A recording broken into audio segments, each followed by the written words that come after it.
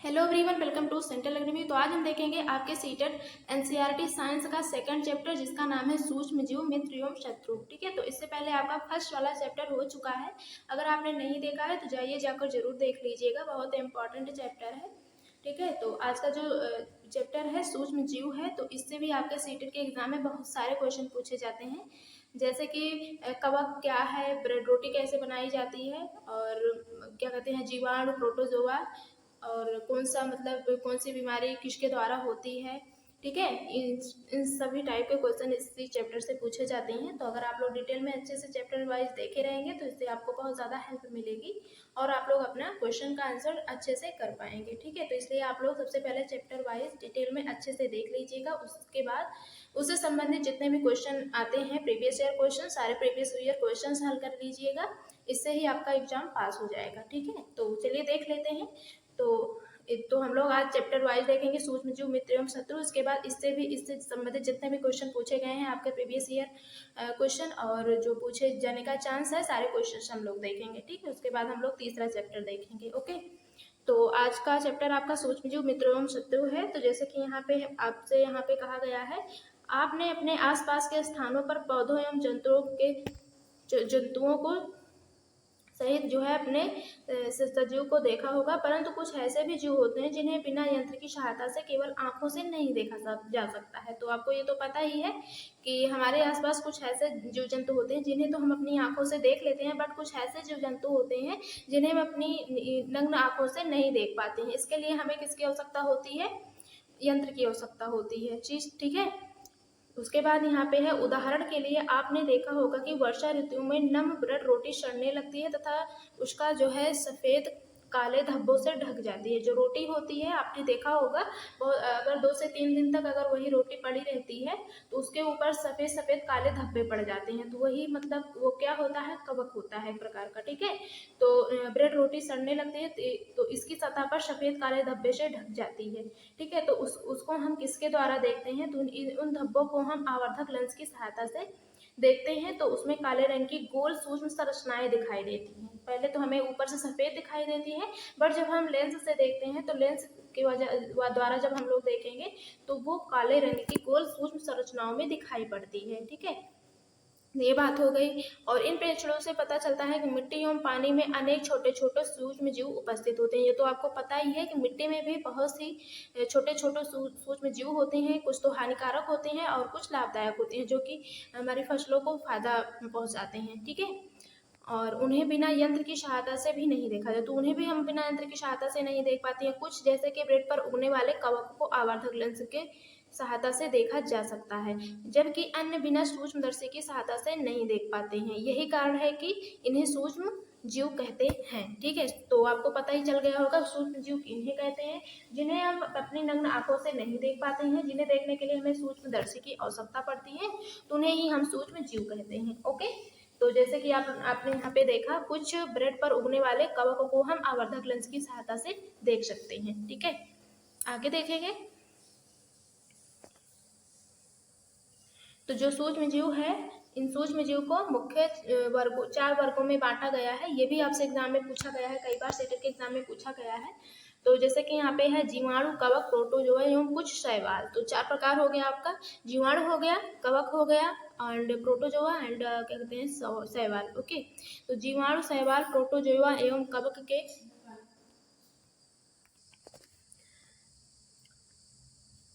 जीवाणु, शैवाल, प्रोटोजोआ एवं कवक के कुछ जो है सामान्य सूक्ष्म जीव चित्र जो है यहाँ पे नीचे दिया गया है, अभी हम आपको दिखाते हैं।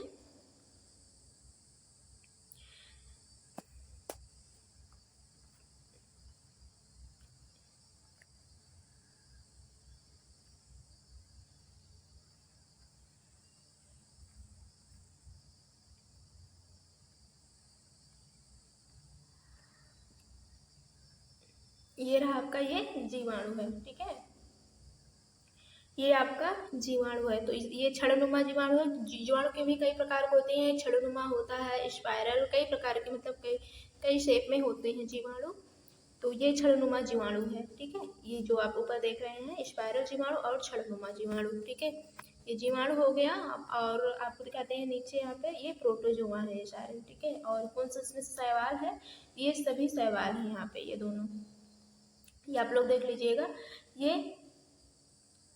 ये कैलामैडोमोनास है, ये स्पायरोगैरा है, ये शैवाल है, ठीक है। ये दोनों शैवाल हैं, ठीक है, दोनों शैवाल हैं, जो कि ये इसका नाम है कैलामैडोमोनास है और ये स्पायरोगैरा है, ओके। और ये क्या कहते हैं, प्रोटोजोआ है। प्रोटोजोआ में आपका क्या क्या आएगा, अमीबा आएगा और पैरामीशियम होगा, ठीक है।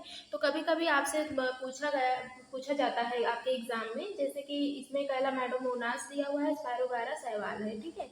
तो इसमें से आपसे ऑप्शन में पूछ लिया जाएगा निम्नलिखित में से कौन सा इसमें से शैवाल है, तो उसमें आपका ऑप्शन में दे दिया जाएगा कैलामैडोमोनास हो जाएगा, पैरामीशियम दे दिया जाएगा, और दो ऑप्शन कोई दे दिया जाएगा। अगर आप लोग को मतलब डिटेल में पढ़े रहेंगे, आपको पता रहेगा, तो आप लोग फट से लगा देंगे आंसर कैलामैडोमोनास पर, ओके। तो इसलिए आप लोगों को ये पता होना चाहिए कि शैवाल क्या है, प्रोटोजोआ क्या है, कवक क्या है, सभी के अलग अलग नाम आपको पता होने चाहिए, ताकि आप लोग एग्जाम में कर पाएँ, ठीक है। तो अगर आप लोग डिटेल में पढ़े रहेंगे तो ये 100% मैं कह रही हूँ कि आपका एग्जाम जरूर से जरूर पास होगा, क्योंकि मैंने भी यही किया था कि पहले डिटेल्स में क्या कहते हैं साइंस पूरा देख लिए थे, पूरा डिटेल में, उसके बाद क्वेश्चन भी किए थे, प्रीवियस ईयर क्वेश्चन, इसी से मेरा एग्जाम पास हो गया था। जो कि मेरा एग्जाम में ज़्यादा नंबर तो नहीं है, बट मेरा 110 नंबर मुझे मिला था, ठीक है। तो आप लोग भी ऐसे ही अगर पढ़े रहेंगे तो आपका ज़रूर से ज़रूर 100% आपका एग्ज़ाम पास होगा, ओके। तो चलिए नेक्स्ट देखते हैं आगे यहाँ पे। तो यहाँ पे आप लोग कवक भी देख लीजिएगा। तो आपसे ये भी एग्जाम में पूछा जाता है कि निम्नलिखित में से कौन सा कवक है, ठीक है। तो जैसे कि यहाँ पे है आपका फर्स्ट राइजोपस है, जो कि ब्रेड मोल्ड होता है, और ये पेनिसिलियस है, और ये एस्परजिलस है, ठीक है। एस्परजिलस है, पेनिसिलियस है, और ये राइजोपस है। तो ये तीनों कवक है। तो ये भी आपके ऑप्शन में कई बार पूछा जाता है, निम्नलिखित में से कौन सा इसमें से कवक है, ठीक है। ऐसे पूछा जाएगा, निम्न में से कौन सा शैवाल है, निम्न में से कौन सा प्रोटोजोआ है, ऐसे ऐसे करके आपके क्वेश्चन हमेशा पूछे जाते हैं, ठीक है। तो अगर आप लोग अच्छे से पढ़े रहेंगे तो आप लोग कर पाएंगे, ठीक है। तो नेक्स्ट देखते हैं। तो ये तो आपका हो गया सूक्ष्म जीव के बारे में, जो अभी हमने देखा। अब हम देखते हैं यहाँ पे विषाणु के बारे में, वायरस के बारे में। जो वायरस होता है ये भी सूक्ष्म जीव होते हैं, परंतु वे अन्य सूक्ष्म जीवों से अलग होते हैं, भिन्न होते हैं, ठीक है। केवल ये परपोषी में ही क्या कहते हैं गुणन करते हैं, अर्थात जीवाणु पौधे अथवा जंतु कोशिका में गुणन करते हैं। विषाणु यहाँ पे हम लोग नीचे देखेंगे अभी इसका फिगर, विषाणु कैसे होते हैं, कौन कौन सा है। जैसे कि विषाणु जो होते हैं, जैसे कि कुछ सामान्य होते हैं, जैसे जुकाम हो गया, इन्फ्लुएंजा, फ्लू हो गया, एवं अधिकतर खांसी विषाणु द्वारा ही फैलते हैं। तो आपके एग्जाम में ऐसे क्वेश्चन पूछा जाता है, निम्न में से कौन सा विषाणु के द्वारा या वायरस के द्वारा होने वाली यहाँ पे बीमारी है, ठीक है। तो ऐसे पूछा जाता है आपका। तो जैसे कि हो गया, जैसे कि पोलियो एवं खसरा भी विषाणु आई थिंक वायरस के द्वारा ही होता है। तो अतिसार एवं मलेरिया प्रोटोजोआ द्वारा होते हैं।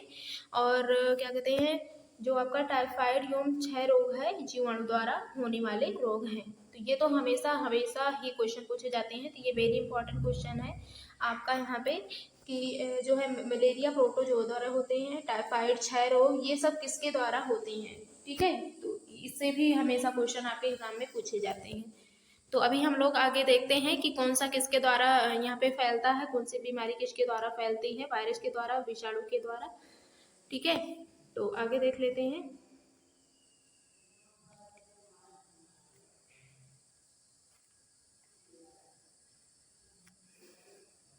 ये आपका वही वाला फिगर है, कलर में है थोड़ा सा। ये रहा आपका विषाणु, वायरस जिसे कहते हैं, ठीक है। ये रहा आपका वायरस, ये आपका वायरस है, ठीक है, विषाणु जिसे कहते हैं। तो जो है मित्रवत सूक्ष्म जीव भी होते हैं, जैसे कि यहाँ पे आपके एनसीईआरटी की बुक में दिया हुआ है मित्रवत सूक्ष्म जीव। तो मित्रवत सूक्ष्म जीव किसे कहते हैं, जिससे हमें कोई हानि नहीं होती है, जिससे हमें मतलब कि लाभ प्राप्त होता है, तो उसे हम मित्रवत जीव सूक्ष्म जीव कहते हैं, ठीक है। लेकिन जो ये विषाणु होते, वायरस होते हैं, ये विषाणु सूक्ष्म जीव जो होते हैं, इससे हमें क्या कहते हैं हानि पहुँचती है, ठीक है। तो सूक्ष्मजीव विभिन्न कार्यों में उपयोग किए जाते हैं। इनका मुख्य रूप से उपयोग दही, ब्रेड एवं केक बनाने में किया जाता है। ठीक है, किसका? मित्रवत सूक्ष्मजीव का, क्योंकि ये मुझे फायदा देते हैं, इसलिए मित्रवत सूक्ष्मजीव का प्रयोग किया जाता है। जैसे दही का किसके द्वारा होता है? लैक्टिक वायरस के द्वारा होता है, बैक्टीरिया के द्वारा, और ब्रेड एवं केक इन सब में भी जो है सूक्ष्मजीव का प्रयोग किया जाता है। तो प्राचीन काल में सूक्ष्मजीव का उपयोग अल्कोहल बनाने में किया जाता रहा है। ठीक है, तो अल्कोहल को बनाने में भी प्रयोग किया जाता है, किसका? सूक्ष्मजीव का। तो आपको पता ही चल गया होगा कि सूक्ष्मजीव जो होते हैं अच्छे भी होते हैं और खराब भी होते हैं, हमारे लिए हानि भी पहुंचाते हैं हमको और लाभ भी पहुंचाते हैं। तो पर्यावरण में को स्वच्छ रखने के लिए भी इनका उपयोग किया जाता है।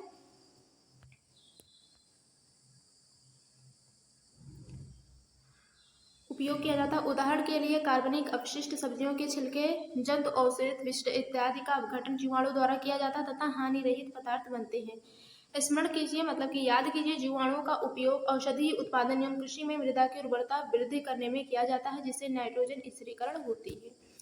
तो आपको पता ही चल गया होगा कि जो ये मिट्टी होती है, मिट्टी की नाइट्रोजन स्थिरीकरण के लिए भी यहाँ पे कीटाणु वो सूक्ष्मजीव की आवश्यकता होती है, जिससे उर्वरता बढ़ जाती है, वृद्धि खेतों की अच्छी होती है।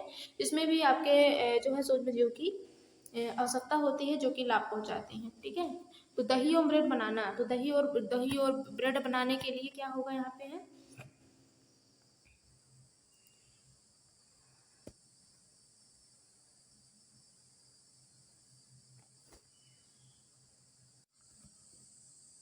जैसे कि यहाँ पे है आपका दिया हुआ सूक्ष्मजीव कहाँ रहते हैं। तो जो सूक्ष्मजीव होते हैं वो एक कोशिक हो सकते हैं, जैसे कि जीवाणु और कुछ शैवाल एवं प्रोटोजोआ।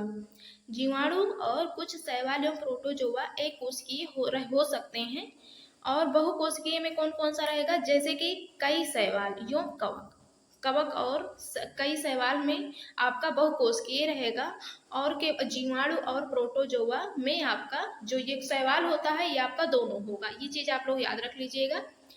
जो आपका ये शैवाल होगा ये एक कोशिकीय भी हो सकता है और बहुकोशिकीय भी हो सकता है। ठीक है, लेकिन जीवाणु और प्रोटोजोआ ये एक कोशिकीय हमेशा रहेगा। ओके, जीवाणु और प्रोटोजोआ, जो जीवाणु होगा और प्रोटोजोआ होगा ये हमेशा आपका एक कोशिकीय रहेगा। ये याद कर लीजिएगा, आप लोग नोट कर लीजिएगा कहीं पे। और क्या कहते हैं, जो आपका बहुकोशिकीय में होगा ये कवक हो जाएगा। ठीक है, तो बहुकोशिकीय में अगर आपसे एग्जाम में पूछा जाए निम्नलिखित में से कौन सा बहुकोशिकीय है, तो आप अगर कवक और शैवाल देख रहे हैं तो फट से आप लोग कवक और शैवाल पर टिक कर दीजिएगा। ठीक है, अगर आपसे एक कोशिकीय पूछा जाए तो एक कोशिकीय में आपका जीवाणु और प्रोटोजोआ हो जाएगा। ठीक है, जीवाणु और प्रोटोजोआ, तो यही दो बातें आप लोग याद रख लीजिएगा, यही बार बार आपके एग्जाम में जरूर पूछा जाता है, इम्पॉर्टेंट है। ठीक है, तो ये बात आप लोग याद रखिएगा, कौन सा एक कोशिकीय होता है, कौन सा बहुकोशिकीय होता है। ठीक है, तो चलिए आगे देखते हैं।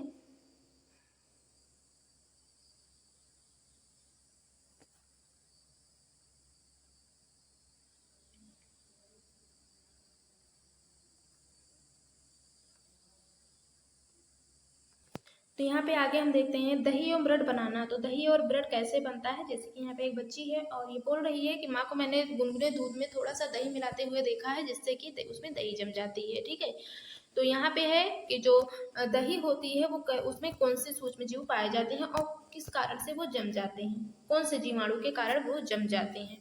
ठीक है, तो दही में अनेक प्रकार के सूक्ष्मजीव पाए जाते हैं, जिनमें से लैक्टोबैसिलस नामक जीवाणु प्रमुख है। ठीक है, तो ये भी कई बार आपके एग्जाम में पूछा गया है, हमेशा ही पूछा जाता है ये वाला क्वेश्चन। नामक जीवाणु जो है प्रमुख है, जो दूध को दही में परिवर्तित कर देता है। ठीक है, तो अगर आपसे एग्जाम में पूछा जाए दही में कौन से सूक्ष्मजीव पाए जाते हैं, तो लैक्टोबैसिलस पाया जाता है, जो कि दूध को दही में परिवर्तित कर देता है वो जीवाणु। ठीक है, जो दूध को दही में परिवर्तित कर देता है वह दूध में जनन कर उसे दही में परिवर्तित कर देते हैं। जीवाणु में पनीर, चीज, अचार एवं अनेक खाद्य पदार्थों के उत्पादन में सहायक है। सूजी, इडली एवं भटूरे का एक महत्वपूर्ण संगठक दही है। यह क्या आप अनुमान लगा सकते हैं कि ऐसा क्यों? जीवाणु में ईस्ट, चावल के आटे के किण्वन में सहायता होते हैं, जिससे इडली एवं डोसा बनता है। ठीक है,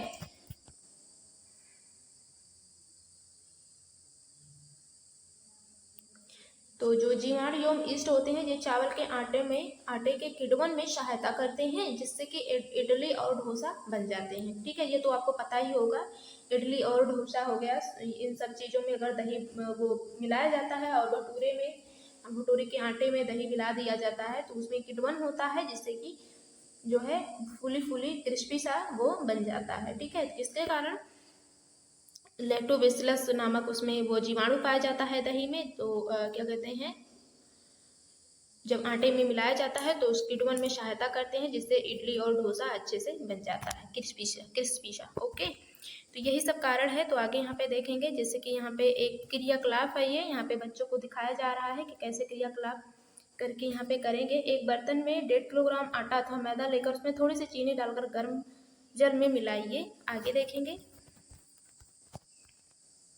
इसमें थोड़ी मात्रा 1 चुटकी ईस्ट पाउडर मिलाकर गूंथ लीजिए। आप 2 घंटे बाद क्या देखते हैं कि गूंथे हुए मैदे को उठा हुआ फूला हुआ पाया जाता है। ठीक है, तो यही कारण है कि इसमें जब ईस्ट पाउडर मिलाया जाता है 2 घंटे बाद वहाँ पे देखेंगे तो ईस्ट पाउडर के साथ मैदा जो है फूला हुआ दिखाई देता है, और जब उसे बनाया जाता है तो वो भी क्रिस्पी सा फूला फूला अच्छे से बनता है। ठीक है, ये तो आपको पता ही होगा।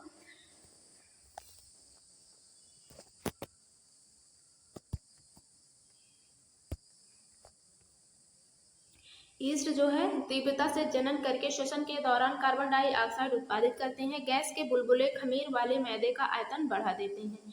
यह बेकिंग उद्योग में ईस्ट के उपयोग का आधार है, जिसमें ब्रेड, पेस्ट्री एवं केक बनाए जाते हैं। ठीक है, आगे देखेंगे।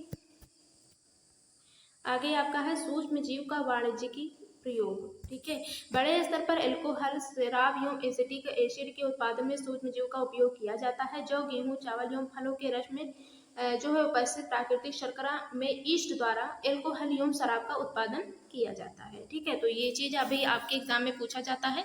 सूक्ष्म जीव का प्रयोग कहाँ कहाँ पर होता है, तो एल्कोहल बनाने में, शराब, एसिटिक एसिड जिसे कहते हैं, और क्या कहते हैं बड़े पैमाने पर गेहूं, चावल एवं फलों के रस में उपस्थित प्राकृतिक शर्करा में ईस्ट द्वारा एल्कोहल एवं शराब का उत्पादन किया जाता है। ठीक है,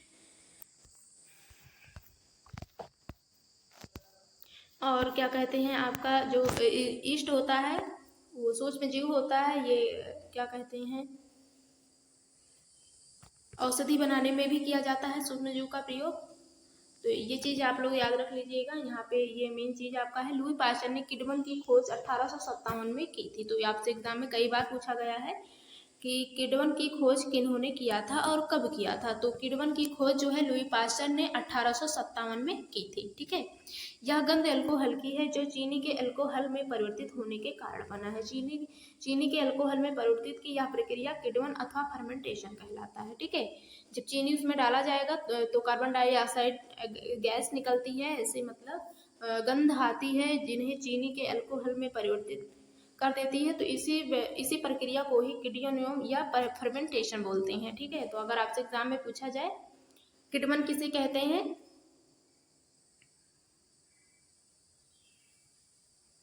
तो आप लोग याद रख लीजिएगा।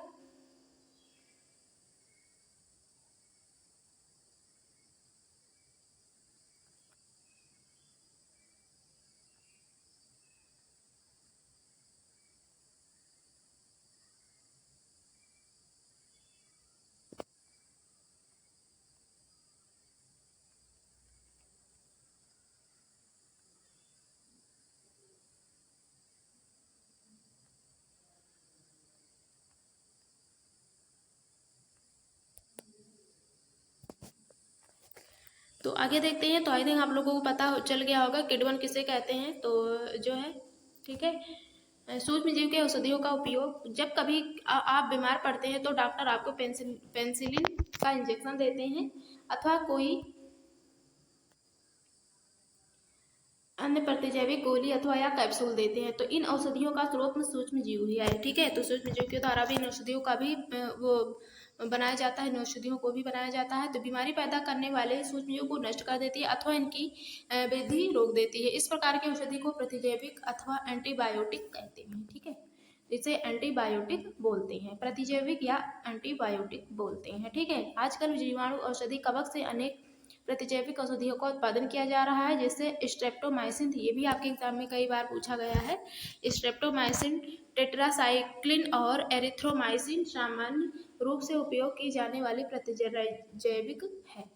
तो अगर आपसे एग्जाम में पूछा जाए निम्नलिखित में से कौन सा एंटीबायोटिक है, जो कि यहाँ पे आपका दिया हुआ है स्ट्रेप्टामाइसिन और टेट्रासाइक्लिन और एरिथ्रोमाइसिन, तो ये सभी आपके एंटीबायोटिक हैं जो कि आप बीमार पड़ते हैं तो जीवाणु के वो एंटी काम करके आपको ठीक करते हैं, ठीक है। और जिन्हें कवक एवं जीवाणु से उत्पादित किया जाता है, किसके द्वारा प्राप्त किया जाता है, जीवाणु और कवक के द्वारा, ठीक है। तो किसी विशिष्ट प्रकार के सूक्ष्म जीव का संवर्धन करके प्रतिजैविक का उत्पादन किया जाता है, इन्हें अन्य रोगों की चिकित्सा में प्रयोग में लाया जाता है। तो सन 1929 में अलेक्जेंडर फ्लेमिंग ने जीवाणु रोगों से बचाव हेतु एक संवर्धन पर प्रयोग कर रहे थे। अचानक उन्होंने संवर्धक तस्तरी पर हरे रंग का फफूंद के छोटे बीजाणु को देखा। उन्होंने पाया कि यह फफूंद जीवाणु की वृद्धि को रोकते हैं। यह तथ्य पाया कि बहुत सारे जीवाणु फफूंद द्वारा मारे गए। इस प्रकार फफूंद से पेनिसिलिन बनाई, ठीक है। इसी प्रकार से इन्होंने पेनिसिलिन की खोज की। इन्होंने अलेक्जेंडर फ्लेमिंग ने 1929 में, तो ये भी आप लोग याद रख लीजिएगा, कॉपी में नोट करके रख लीजिएगा कि जो है पेनिसिलिन की खोज किसने की थी, तो सन 1929 में अलेक्जेंडर फ्लेमिंग ने की थी, ठीक है। और किडमन की खोज किन्होंने किया था, लुई पास्चर ने। कब किया था, 1857 में, ठीक है। तो ये सभी क्वेश्चन आप लोग याद रख लीजिएगा क्योंकि एग्जाम में कई बार पूछे जाते हैं, हमेशा ही पूछे जाते हैं, ठीक है। तो आगे देखेंगे, पशु आहार एवं कुक्कुट आहार में भी प्रतिजैविक मिलाए जाते हैं, जिसका उपयोग पशुओं में सूक्ष्म जैविक संरचना रोकना होता है। प्रतिजैविक का उपयोग जो है कुछ पौधों के रोग के नियंत्रण के लिए भी किया जाता है, ठीक है।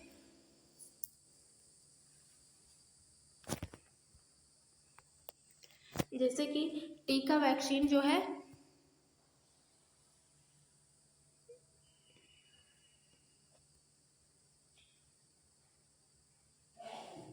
जैसे कि यहाँ पर ध्यान रखना चाहिए कि डॉक्टर की सलाह पर ही प्रतिजैविक की दवाई लेनी चाहिए तथा उस दवा का कोर्स भी पूरा करना चाहिए। यदि प्रतिजैविक उस समय लेंगे तब उसकी आवश्यकता नहीं होती है। जब अगली बार जब आप बीमार होंगे और आपको प्रतिजैविक की आवश्यकता होगी तब उतनी प्रभावी नहीं होगी। इसके अतिरिक्त अनावश्यक रूप से ली गई प्रतिजैविक शरीर में उपस्थित उपयोगी जीवाणु भी नष्ट कर देती है। तो सर्दी जुकाम एवं फ्लू में प्रतिजैविक प्रभावशाली नहीं होते हैं क्योंकि आरोग्य विषाणु द्वारा होते हैं, ठीक है। टीका क्या है, तो शिशु एवं बच्चों को टीका क्यों लगवाया जाता है। यहाँ पे कोई बच्ची है और वो पूछ रही है कि शिशु को टीका क्यों लगवाया जाता है। तो यहाँ पे हम लोग देख लेते हैं, जब रोगकारक सूक्ष्मजीव हमारे शरीर में प्रवेश करते हैं तो इनको लड़ने के लिए हमारा शरीर जो है प्रतिरक्षी उत्पन्न करता है। तो शरीर को यह भी स्मरण करता है कि वही सूक्ष्मजीव अगर हमारे शरीर में पुनः प्रवेश कर लेंगे अगर, तो यदि मृत अथवा निष्क्रिय सूक्ष्मजीवों को स्वस्थ व्यक्ति के शरीर में प्रविष्ट कराया जाएगा तो कोशिकाएं उसी प्रकार से उन्हें लड़ने में प्रतिरक्षी उत्पन्न करेंगी, ठीक है। तो इसीलिए यहाँ पे जो है टीका लगवाया जाता है। तो जो है प्रतिरक्षी उत्पन्न करके रोग कारक को नष्ट कर देती है। यह प्रतिरक्षी हमारे शरीर में सदा के लिए बनी रहती है तथा रोग कारक सूक्ष्म जीव से हमारी सदा के लिए सुरक्षा होती है। और आगे देखेंगे, और टीका वैक्सीन कार्य करता है जैसे कि हैजा, क्षय, चेचक तथा हेपेटाइटिस जैसी अनेक बीमारियों को वैक्सीन टीका द्वारा रोका जा सकता है, ठीक है। तो आपसे ये भी एग्जाम में पूछा जा सकता है कि टीका को किसके कौन कौन सी बीमारी को टीका के माध्यम से रोका जा सकता है। तो आप लोग याद रख लीजिएगा, हैजा हो गया, चेचक हो गया, क्षय रोग हो गया और हेपेटाइटिस। हैजा, क्षय, चेचक, हेपेटाइटिस, इन सभी बीमारियों को टीके के द्वारा रोका जा सकता है, ठीक है। तो इसलिए टीका लगवाया जाता है ताकि आप जो जीवाणु होते हैं उनके एंटी काम करके आपको यहाँ पे बचाया जा सके, ठीक है।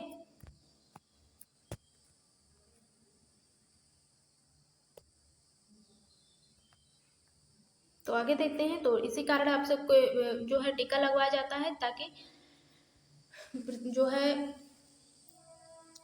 जो भी कीटाणु निगेटिव कीटाणु आपके शरीर में आ गए हों उन्हें नष्ट किया जा सके टीके के माध्यम से, ठीक है।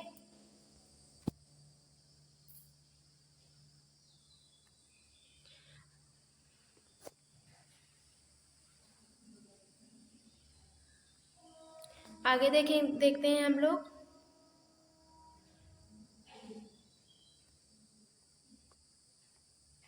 मिट्टी की उर्वरता में वृद्धि। तो मिट्टी की उर्वरता में वृद्धि कैसे होती है?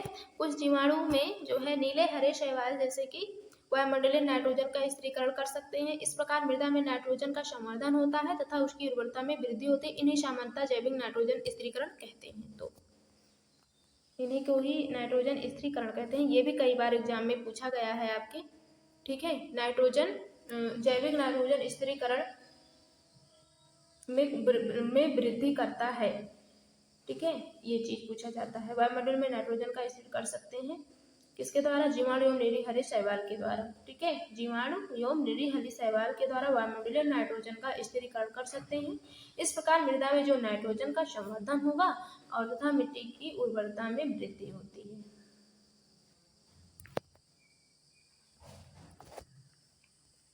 जो जैविक नाइट्रोजन होते हैं ये स्त्रीकारक होते हैं। जैसे कि यहाँ पे है नाइट्रोजन स्त्रीकारक साइनोबैक्टीरिया एवं नीलीहरी शैवाल। ये नाइट्रोजन, ये जो मिट्टी होती है मिट्टी की उर्वरता में वृद्धि करते हैं। ठीक है, कौन कौन?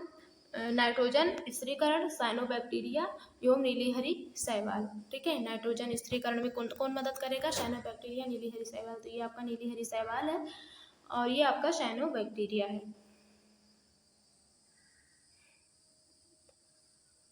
ठीक है, तो आप लोग देख लीजिएगा। तो आपके एग्जाम में पूछा जा सकता है कि मिट्टी की उर्वरता बनाने में या जैविक स्थिरीकरण करने में कौन मदद करेगा, या कुछ भी करके घुमा के क्वेश्चन पूछा जा सकता है। तो आप लोग याद रख लीजिएगा, साइनोबैक्टीरिया, नीली हरी शैवाल ये मिट्टी की उर्वरता को बनाए रखने में मदद करती है या हेल्प करती है या अच्छी करती है। ठीक है, वृद्धि करती है, मिट्टी की उर्वरता में वृद्धि करती है। आगे देखेंगे पर्यावरण की शुद्धिकरण। तो पर्यावरण की शुद्धिकरण में आपका है, अपने विद्यालय के माली को देखने के पश्चात पहली बुझो और दूसरे विद्यार्थियों ने घरों एवं बगीचों में पत्तियां, फल, सब्जियों का कचरा एकत्र करके निपटान के लिए बनाए गए गड्ढे में डाला। कुछ समय बाद इसका विघटन होने के बाद खाद में परिवर्तित हो गया। पहली और बुझो जानना चाहते हैं कि किस प्रकार हो सकता है। ठीक है, तो जैसे कि कुछ बच्चे हैं और उन्होंने बगीचे में माली को देखा कि उन्होंने पत्तों को या कुछ भी जितने भी वहाँ की पत्तियां हैं बगीचे में उन्हें किसी गड्ढे में इकट्ठा कर दिए, और इकट्ठा होने के बाद कुछ समय बाद उन्होंने देखा कि जो पत्तियां हैं वो सभी खाद में परिवर्तित हो गई हैं। ठीक है, तो आगे हम लोग यहाँ पे देखेंगे जैसे कि यहाँ पे बच्चे हैं और यह क्रियाकलाप कर रहे हैं। 2 गमले लेकर प्रत्येक से आधा भर दीजिए, जिन्हें ए एवं बी में चिन्हित कीजिए। एक गमले में पौधे का कचरा भर दीजिए तथा बी गमले में पॉलीथीन की थैली, कांच की खाली बोतल तथा प्लास्टिक के टूटे खिलौने इत्यादि भर दीजिए। उन्हें एक बार रख दीजिए। सब 1 सप्ताह बाद, 3 से 4 सप्ताह बाद उनका प्रेक्षण कीजिए। तो क्या होगा? तो जो पॉलीथीन वाला होगा वो तो सड़े गलेगा ही नहीं, आपको पता ही है। प्लास्टिक की बनी कोई भी बर्तन, प्लास्टिक का बना हुआ कोई भी बर्तन, कांच, पॉलीथीन, थैली कुछ भी हो गया तो ये क्या कहते हैं, सड़ता नहीं है। बट जो यहाँ पे फर्स्ट वाले ए वाले में है, ए वाले गमले में कचरा भर दिया गया तो ये तो परिवर्तित हो जाएगा। तो आगे देखते हैं यहाँ पे क्या होता है। क्या आपको गमलों की वस्तुओं को कोई अंतर दिखाई दिया? यदि हाँ तो अंतर परिलक्षित होता है। आप देखेंगे गमला ए के पादप जो है अपशिष्ट का अपघटन हो गया है, मतलब अपघटन हो गया, वो क्या कहते हैं, वो सड़ना प्रारंभ कर दिए या वो मतलब खाद में परिवर्तित हो रहे थे धीरे धीरे। ठीक है, वो टूट रहे थे। और क्या कहते हैं, कैसे हुआ? सूक्ष्मजीव द्वारा पादप अपशिष्ट का अपघटन करके उसके खाद में बदल दिया गया। ठीक है, इस प्रक्रिया में बने पोषक पौधे जो है, तो इस प्रकार से जो जितने भी पोषक निकले उसमें से सड़ गल कर जो खाद बने, तो ये अगर पौधे में डाले जाएंगे तो पौधे जो है पौधों में वृद्धि होगी, पौधे बहुत अच्छी तरह से होते हैं इस प्रकार से। तो उपयोग किया जाता है। तो आपने ध्यान दिया कि गमला बी की पॉलीथीन की थैली, कांच, खाली बोतल और टुकड़ों में कोई भी परिवर्तन नहीं हुआ, वो ज्यों का त्यों जैसे कि तैसे वैसे ही थे, क्योंकि वो न सड़े, न गले, न टूटे, कुछ भी नहीं, उनका कुछ भी अपघटन नहीं हुआ। ठीक है, तो सूक्ष्म जीव उन पर क्रिया करके खाद में परिवर्तित नहीं कर सकते थे। ठीक है, किन पर? प्लास्टिक की बनी बर्तनों पर। ठीक है, तो ये भी आपको एग्जाम में ये भी आपसे पूछा जा सकता है जो है कि जो है आपका हो जाएगा कि प्लास्टिक की बनी बर्तन, कांच हो गया या थैली हो गए, इनका अपघटन हो सकता है, सूक्ष्म जीव अपघटन कर सकते हैं कि नहीं कर सकते हैं? तो आपका नहीं होगा, ये अपघटन नहीं कर सकते हैं प्लास्टिक की बनी बर्तनों का। ठीक है, ऐसे करके जैसे हम आपको बता रहे हैं ऐसे करके आपके एग्जाम में क्वेश्चन पूछते हैं। तो आप अक्सर बड़ी मात्रा में मृत जीवों को सड़ते हुए पादप व कभी कभी सड़ते हुए जंतुओं के रूप में देखते हैं। आप देखते हैं कुछ समय बाद कुछ विलुप्त हो जाते हैं। तो इसका मुख्य कारण क्या होता है? तो सूक्ष्म जीव मृत जैविक अपशिष्ट का अपघटन करके उन्हें सरल पदार्थों में परिवर्तित कर देते हैं। ठीक है, तो सरल पदार्थों में उनका परिवर्तित हो जाता है। यह पदार्थ अन्य पौधों एवं जंतुओं द्वारा पुनः उपयोग कर लिया जाता है।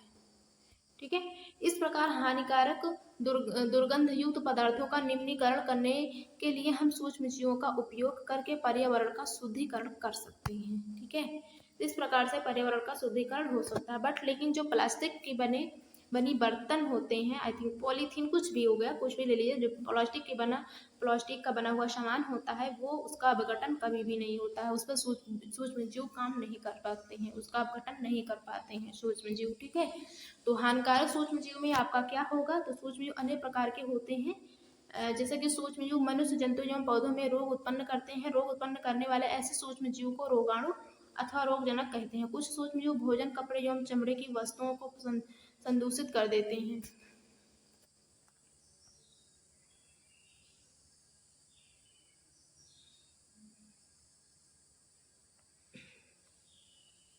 यहाँ पे उनका हानिकारक गतिविधियों के विषय में और अधिक जानकारी प्राप्त करें। मनुष्य में रोगकारक सूक्ष्म जीव, तो मनुष्य में रोग उत्पन्न करने वाले सूक्ष्म जीव जो है श्वास द्वारा, पेयजल द्वारा, भोजन द्वारा हमारे शरीर में प्रवेश करते हैं। तो जो सूक्ष्म जीव होते हैं, हम सांस लेते हैं, सांस के माध्यम से चले जाते हैं, कभी भोजन के द्वारा, कभी जल के द्वारा। इस प्रकार से जो है, या जंतु के संपर्क में आने पर जो है सूक्ष्म जीव हमारे शरीर में प्रवेश कर जाते हैं। तो सूक्ष्म जीव द्वारा होने वाले ऐसे रोग जो एक संक्रमित व्यक्ति से स्वस्थ व्यक्ति में वायु, जल या भोजन के द्वारा जो है संपर्क के द्वारा फैल जाते हैं, तो इन्हें संचरणीय रोग कहते हैं। तो ये भी आप लोग याद रख लीजिएगा, संचरणीय या संचरण रोग किसे कहते हैं। जैसे संपर्क में आने से जो रोग होते हैं, तो उन्हें संचरणीय रोग कहते हैं। ठीक है, तो जैसे कि संपर्क में आने से हैजा हो गया, सामान्य सर्दी जुकाम होगा, चिकन पॉक्स एवं क्षय रोग हो गया। ये सभी अगर हम लोग जिनको हुआ रहेगा उनके संपर्क में हम लोग आ जाएंगे तो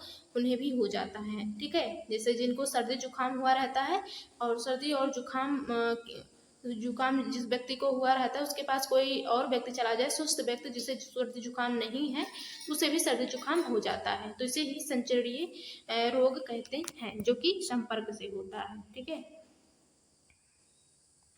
आगे देखें, जब जुकाम से पीड़ित कोई व्यक्ति छींकता है तो सूक्ष्म बूंदों के साथ हजारों रोग कारक वायरस विषाणु भी वायु में आ जाते हैं। यह वायरस श्वास के माध्यम से ली जाने वाली वायु के साथ शरीर में प्रवेश कर जाते हैं।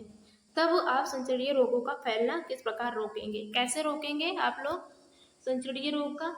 हम छींकते समय अपने मुंह एवं नाक पर एक रुमाल रखना चाहिए। ठीक है, हमें जैसे किसी को जुकाम बुखार हुआ है तो उसे अगर उसे छींक आ रही है तो अपने मुंह को ढक करके रुमाल से किसी से या हाथ से जो है तब छींके, ताकि वायु में वो वायरस ना फैले। ठीक है, तो व्यक्ति से पर्याप्त दूरी बना कर रखें ताकि संपर्क में ना आए, तो अगले व्यक्ति को सर्दी जुकाम ना हो। कुछ कीट एवं जंतु ऐसे भी होते हैं जो रोग कारक सूक्ष्म जीवों के रोग वाहक का कार्य करते हैं। घरेलू मक्खी इसका कारण एक उदाहरण है। मक्खी कूड़े एवं जंतु अपशिष्ट पर बैठती है, रोगाणु उसके शरीर से चिपक जाते हैं। जब मक्खी जो है बिना ढके भोजन पर बैठती है तो रोगाणु का स्थानांतरण संभव है। जो भी व्यक्ति ऐसा संदूषित भोजन करेगा उसके बीमारी पड़ने की संभावना है। अतः यह सलाह दी जाती है कि भोजन को सदा ही ढक कर रखा जाए। बिना ढके भोजन को खाने से बचना चाहिए। मादा एनोफिलीज जैसे कि मच्छर इसका अन्य उदाहरण है। मच्छर प्लाज्मोडियम जो है मलेरिया परजीवी का वाहक है। मादा एडिस मच्छर डेंगू के वायरस का वाहक है। हम मलेरिया अथवा डेंगू का नियंत्रण किस प्रकार कर सकते हैं? तो ये सब है, आपसे ये भी एग्जाम में पूछा जाता है मच्छर से भी।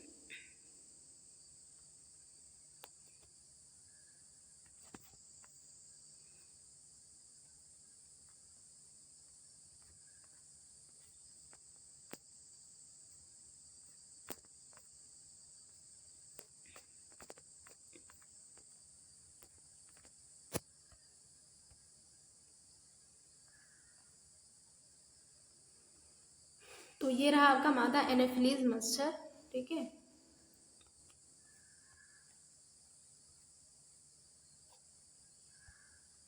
सभी मच्छर जल में उत्पन्न होते हैं। हमें पानी को कहीं भी रुका नहीं रहने देना चाहिए, ठीक है। और कूलर, टायरों एवं फूलदानों इत्यादि में कहीं भी जल को एकत्र न होने दें, अतः अपने आसपास के स्थानों को स्वच्छ एवं शुष्क रखकर हमें मच्छर को पैदा होने से रोक सकते हैं, ठीक है। ऐसे उपाय की सूची बनाने का प्रयास कीजिए जिस प्रकार अपना मलेरिया को फैलने से रोका जा सकता है, ठीक है। तो कहीं भी अगर एक गड्ढा है तो अगर उसमें जल भरा हुआ है, पानी भरा हुआ है, तो उसमें बहुत सारे मच्छर होंगे और वो मच्छर बहुत सारी बीमारियां फैलाते हैं, उसमें बहुत सारे मच्छर उत्पन्न हो जाते हैं आसपास के गड्ढों में, ठीक है।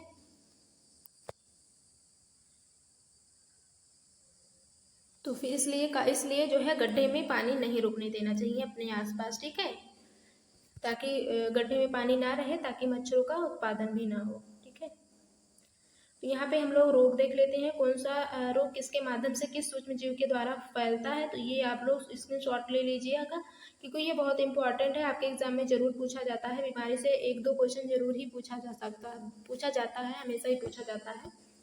जैसे कि यहाँ पे है रोग कारक सूक्ष्म जीव है और कैसे फैलता है ये है, और उसे कैसे बचा जा सकता है, ठीक है, उपाय, ठीक है, उसका उपाय है, बचने का उपाय भी दिया हुआ है।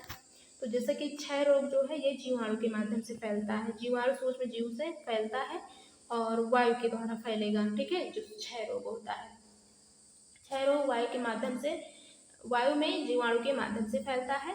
रोगी व्यक्ति को पूरी तरह से अन्य व्यक्तियों से अलग रखना चाहिए और रोगी की व्यक्तिगत वस्तुओं को अलग रखना चाहिए। उचित समय पर टीका भी यहाँ पे लगवाना चाहिए क्षय रोग में, क्योंकि टीका भी लगवाया जाता है। और खसरा में क्या होगा, मीसल्स जिसे कहते हैं, मीसल्स जो है ये वायरस से फैलता है और ये भी वायु के माध्यम से फैलेगा। वायरस सूक्ष्म जीव से फैलेगा और फैलने का कौन सा तरीका रहेगा, वायु के माध्यम से फैलेगा। इसे भी व्यक्तिगत वस्तुओं को अलग रखना चाहिए और उचित समय पे इसमें भी टीका लगवाना चाहिए। टीका इसमें दोनों में लगाया जा सकता है।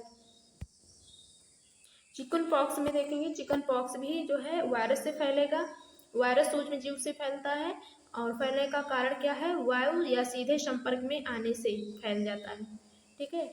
और पोलियो ये भी वायरस सूक्ष्म जीव से फैलेगा और किस प्रकार से फैलता है, तो ये हवा, वायु और जल के माध्यम से फैलता है। और हैजा भी जीवाणु सूक्ष्म जीव से फैलता है और जल या भोजन के द्वारा, ठीक है। तो इसमें क्या करना चाहिए, इसमें व्यक्तिगत स्वच्छता एवं अच्छी आदतों को अपनाना चाहिए, ठीक है, और भली भांत पके हुए भोजन या उबला पेयजल एवं टीकाकरण करवाना चाहिए। यहाँ से आपका इसका है टाइफाइड जीवाणु जल, ठीक है। जो टाइफाइड होता है ये भी जीवाणु के द्वारा सूक्ष्म जीव के द्वारा फैलता है। टाइफाइड सूक्ष्म जीव जीवाणु के माध्यम से फैलता है और जल के द्वारा फैलने का तरीका क्या होगा, जल। तो इसमें जो है उबला हुआ स्वच्छ पेयजल पीना चाहिए, किसमें, टाइफाइड में, ठीक है। और हेपेटाइटिस ए में ये वायरस सूक्ष्म जीव वायरस के द्वारा फैलता है और फैलने का कारण जल होता है। इसमें भी उबले हुए पेयजल का उपयोग किया जाता है और क्या कहते हैं, टीकाकरण लगवाना चाहिए। मलेरिया में क्या होगा, मलेरिया जो होता है प्रोटोजोआ सूक्ष्म जीव के द्वारा फैलता है। फैलने का कारण क्या होता है, मच्छर द्वारा ये फैलता है, ठीक है। तो इसमें क्या क्या केयर करना चाहिए, सावधानियां बरतनी चाहिए। तो इसमें मच्छरदानी का उपयोग करना चाहिए, मच्छर भगाने वाले रसायन का उपयोग करना चाहिए और कीटनाशक का छिड़काव करना चाहिए।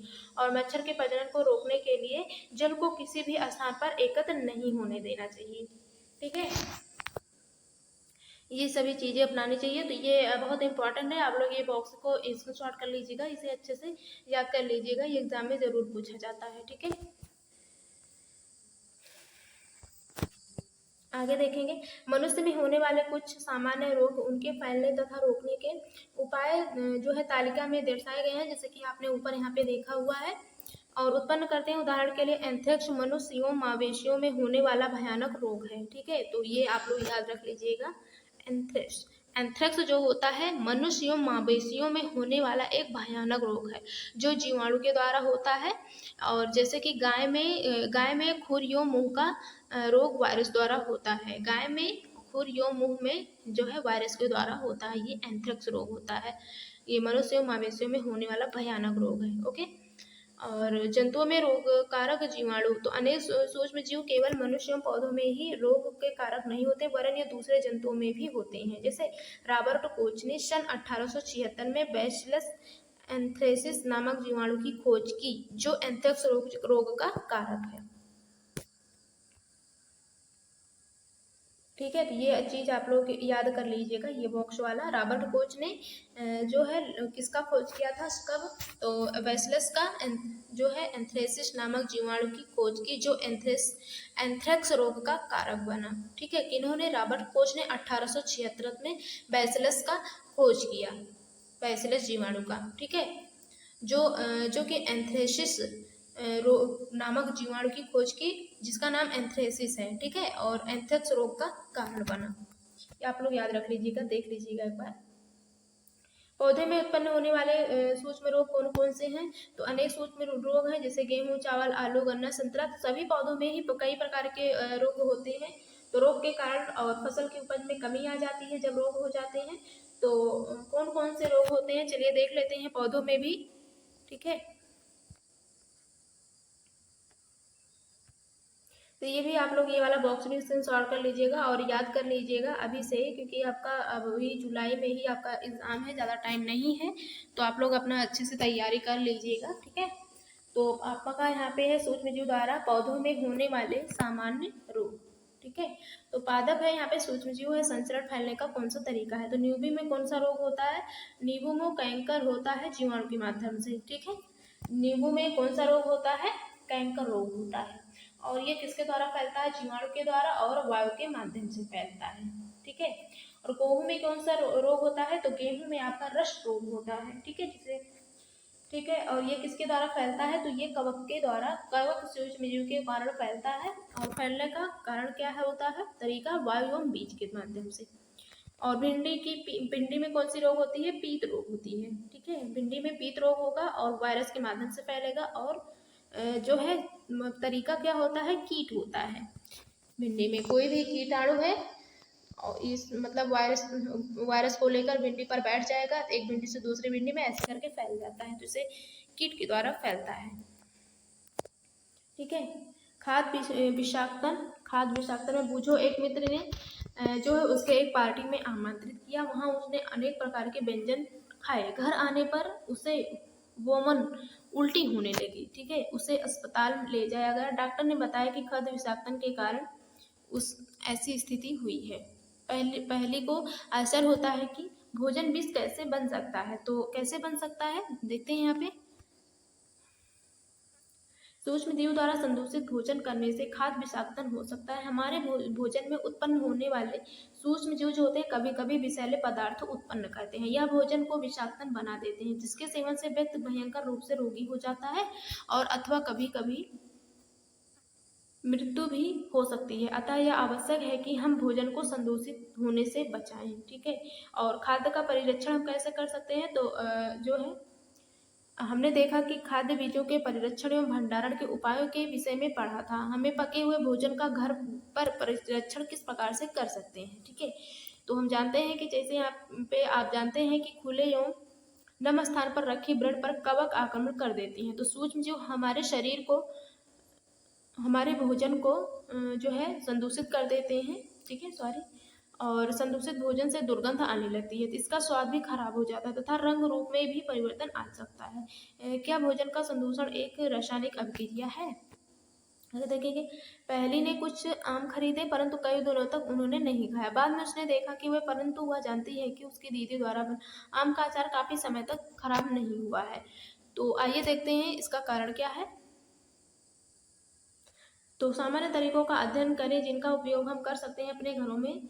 तो उपाय में हम लोग अपने देखेंगे, नमक एवं खाद्य तेल का उपयोग सूक्ष्मजीव की वृद्धि रोकने के लिए सामान्य रूप से किया जाता है। तो ये भी आपसे पूछा जाता है, परिरक्षण, खाद्य और परिरक्षण में आपसे पूछा जाता है किसका उपयोग करके मतलब कि बचाया जा सकता है भोजन को, किस रासायनिक उपाय करके भोजन को बचाया जा सकता है खराब होने से। ठीक है, तो नमक एवं खाद्य तेल का उपयोग करके सूक्ष्मजीव की वृद्धि को रोकने के लिए सामान्य रूप से किया जाता है, तो इन्हें हम परिरक्षक कहते हैं। जैसे कि नमक और खाद्य तेल का प्रयोग किया जाता है खाने में। ठीक है, तो नमक अथवा खाद्य अम्ल का प्रयोग जो है अचार बनाने में करते हैं। तो अचार का अगर नाम लिया जाए, अचार को खराब होने से कैसे रोका जा सकता है, तो उसमें आपका हो जाएगा नमक और तेल हो जाएगा। ठीक है, अचार को और खाद्य अम्ल का जो है प्रयोग करके अचार बनाने में करते हैं, जिससे सूक्ष्मजीव की वृद्धि नहीं होती है। तो सोडियम बेंजोएट तथा सोडियम मेटाबाइसल्फाइड सामान्य परिरक्षक हैं। ठीक है, तो आप लोग याद रख लीजिएगा। अचार में अचार ना खराब हो इसके लिए हम किस रसायन का प्रयोग करते हैं। इसके लिए हमारा हो जाएगा, जो भी आपके ऑप्शन में दिया रहेगा, सोडियम बेंजोएट हो जाएगा, सोडियम मेटाबाइसल्फाइड हो जाएगा। ठीक है, सोडियम बेंजोएट, सोडियम मेटासल्फाइड हो जाएगा। और नमक और ये खाद्य अम्ल और ये सब तो होगा ही आपका, नमक और तेल, ये सभी आपको मतलब आपके अचार को खराब होने से रोकते हैं। ठीक है, और रसायन में आपका होगा सोडियम बेंजोएट तथा सोडियम मेटाबाइसल्फाइड हो जाएगा। ओके, तो जेएमएम स्वेक्सी बनाने में रसायन का प्रयोग उन्हें संदूषित होने में बचाता है। नमक द्वारा परिरक्षण, नमक अगर हम डाल देंगे तो कौन सा चीज़ बचेगा, मतलब नहीं खराब होगा। तो नमक का उपयोग मांस एवं मछली के परिरक्षण के लिए काफ़ी लंबे अरसे आई थिंक समय तक किया जा रहा है। तो जीवाणु की वृद्धि रोकने के लिए मांस तथा मछली में सूखे नमक से ढक देते हैं। नमक का उपयोग आम, आंवला एवं इमली के परिरक्षक में भी किया जाता है। ठीक है, कोई भी अगर आपसे ऑप्शन में पूछा जाए नमक द्वारा कौन सा मतलब किसे जो है रोका जा सकता है, किस चीज़ को खराब होने से, तो आपका मांस हो जाएगा, मछली हो जाएगा। मांस और मछली को नमक से अगर ढक दिया जाएगा तो मांस और मछली लंबे समय तक खराब नहीं होते हैं। ठीक है, और आपका इमली, आम, आंवला ये सब भी होगा आपका। ठीक है, तो इसमें भी अगर नमक पड़ा रहेगा तो ये भी लंबे समय तक खराब नहीं होगा, आम, आंवला और इमली। ठीक है, आगे देखेंगे चीनी द्वारा परिरक्षण। चीनी अगर डाला जाएगा तो कौन सा चीज़ खराब नहीं होगा, जैसे कि जेम हो गया, जेली हो गया, स्वेक्स हो गया, और परिरक्षण चीनी द्वारा किया जाता है। तो चीनी के उपयोग से खाद्य पदार्थ की नमी में कमी आती है, जो संदूषण करने वाले जीवाणु की वृद्धि को नियंत्रित करता है। ठीक है, अगर पूछा जाए आपसे चीनी द्वारा परिरक्षण कौन कौन सा होगा, चीनी द्वारा परिरक्षण आपका हो जाएगा, जैम हो जाएगा, जेली हो जाएगा, स्क्वैश हो जाएगा, ये सभी आपका चीनी के द्वारा परिरक्षण किया जाता है। ठीक है, और तेल एवं सिरके द्वारा परिरक्षण, तो तेल और सिरके के द्वारा वही आपका आम का अचार हो जाएगा। ठीक है, तेल एवं सिरके का उपयोग अचार को संदूषण से बचाने में किया जाता है, क्योंकि इसमें जीवाणु जीवित नहीं रह सकते हैं। सब्जियां, फल, मछली तथा मांस का परिरक्षण इस वृद्धि द्वारा करते हैं। ठीक है, गर्म एवं ठंडा करना, तो आपने अपनी माँ को दूध उबालकर देखते हुए देखा होगा, उबलने से उनके सूक्ष्मजीव नष्ट हो जाते हैं। जब दूध उबाला जाता है तो उसमें से कई सूक्ष्मजीव नष्ट हो जाते हैं, तो इससे दूध खराब नहीं होता है। ठीक है, उबालने से। आगे देखेंगे, इसी प्रकार हम अपने भोजन को रेफ्रिजरेटर में रखते हैं, क्योंकि कम तापमान में जो है सूक्ष्मजीव की वृद्धि को रोकता है। सूक्ष्मजीव की वृद्धि नहीं हो पाती है, जिससे हमारा भोजन जो है फ्रेश बचा रहता है, खराब नहीं होता है। थैलियों में आने वाला दूध जो होता है संदूषित क्यों नहीं होता है, तो इसमें जो है बताया कि यह दूध पाश्चीकृत है, पाश्चीकृत होता है। ठीक है, तो अब यहाँ पे बच्चा पूछ रहा है पाश्चीकरण क्या है। पाश्चीकरण में हम लोग देखेंगे,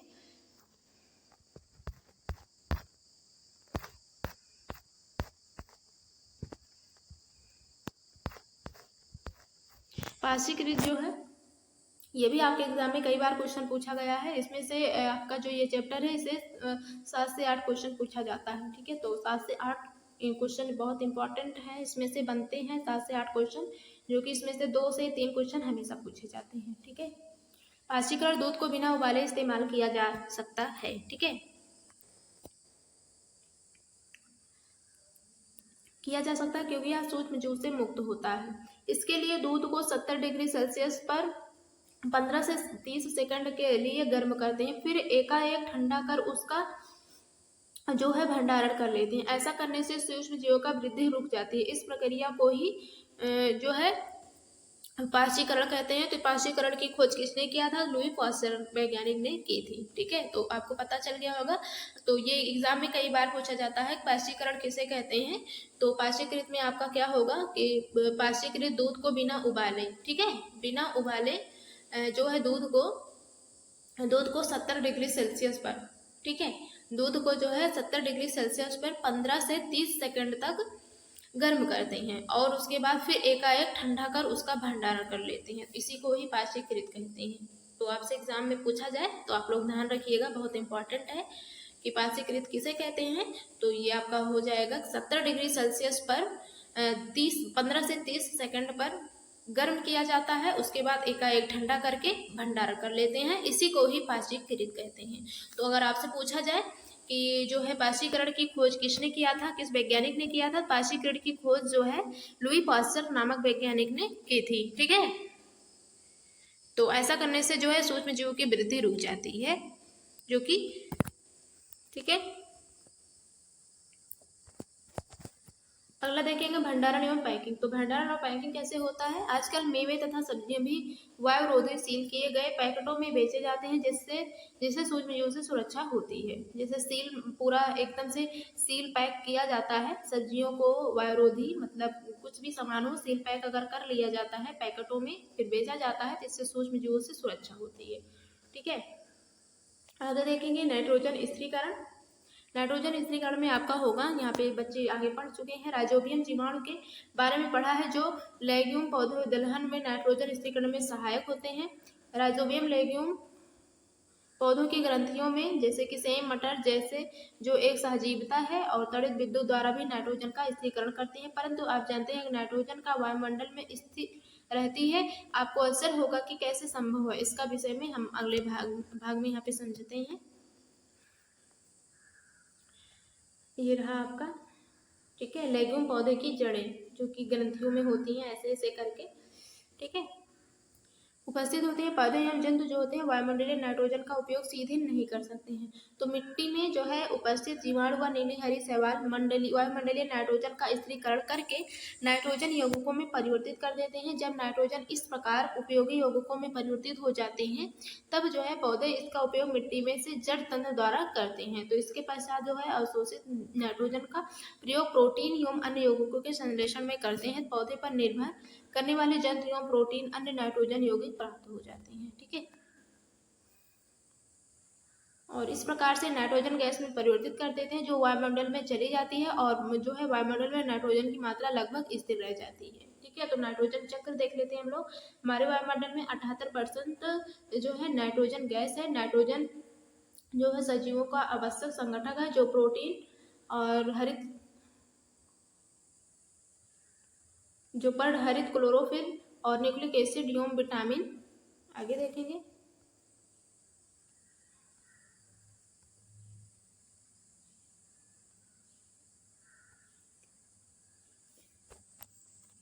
में उपस्थित होता है। ठीक है, तो ये चक्र देख लीजिएगा आप लोग, नाइट्रोजन चक्र। नाइट्रोजन चक्र में आपका होगा ये वायुमंडलीय नाइट्रोजन है,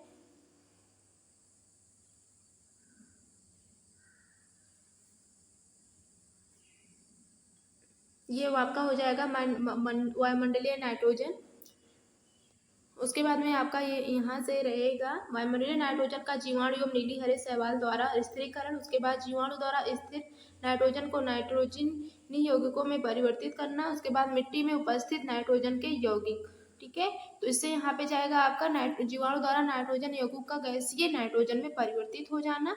और उसके बाद यहाँ से आपका होगा पौधों द्वारा अवशोषण कर लेना, फिर जंतुओं द्वारा पौधों को खाना। उसके बाद उत्सर्जन एवं जीवों की मृत्यु द्वारा उत्पन्न नाइट्रोजन अपशिष्ट। उसके बाद फिर से आपका हो जाएगा मिट्टी में उपस्थित नाइट्रोजन की यौगिक। ठीक है, उसके बाद आपका हो जाएगा तड़ित द्वारा नाइट्रोजन स्थिरीकरण। इसी प्रकार से आपका ये नाइट्रोजन साइकिल चलती है। ठीक है, तो आप लोग सारा मतलब पूरा चैप्टर जितना भी है अच्छे से एक बार देख लीजिएगा। सारे एक तरफ से मत पढ़िएगा, लेकिन जहाँ जहाँ जो जो इम्पोर्टेंट है उसे ज़रूर देख लीजिएगा आप लोग। इससे आपको बहुत ज़्यादा हेल्प मिलेगी, क्योंकि हर चैप्टर से कुछ न कुछ करके घुमा के क्वेश्चन ज़रूर पूछा जाता है। ठीक है, अगर आप लोग अच्छे से चैप्टर वाइज देखे रहेंगे तो आप लोग अच्छे से अपना एग्जाम में क्वेश्चन कर पाएंगे, आपको समझ में आएगा। ठीक है, तो आप लोग ताकि एक बार में ही आपका सीटेट का एग्ज़ाम पास हो जाए, क्योंकि सीटेट का एग्ज़ाम पास करना बहुत ज़्यादा ज़रूरी हो गया है। वो भी सारी कैटेगरी वाइज को ही 60% मार्क्स लाना ज़रूरी है। ठीक है, 60%। ठीक है, क्योंकि आप लोग तो देख ही रहे हैं बीपीएससी वाले में किस प्रकार से हो रहा है, जिसका 60% नहीं है अदर स्टेट में सभी को निकाल दिया जा रहा है। इसलिए आपको जो है 90+ मार्क्स लाना ज़रूरी है सीटेट में। ठीक है, ताकि आपका 60% बन पाए। ओके, तो आज के लिए बस इतना ही, मिलते हैं नेक्स्ट क्लास में, तब तक के लिए धन्यवाद।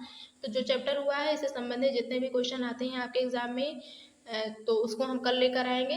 तो आप लोग आज पूरा चैप्टर जरूर देख लीजिएगा। जो आपने नहीं देखा है, बहुत सारे प्रीवियस ईयर क्वेश्चन हो चुके हैं और भी जो है CDP के और लैंग्वेज के और क्या कहते हैं, साइंस के प्रीवियस ईयर क्वेश्चन पिछली बार हो चुके हैं, तो अगर आपने नहीं देखा है जाकर जरूर देख लीजिएगा। तो मिलते हैं नेक्स्ट क्लास में, तब तक के लिए धन्यवाद।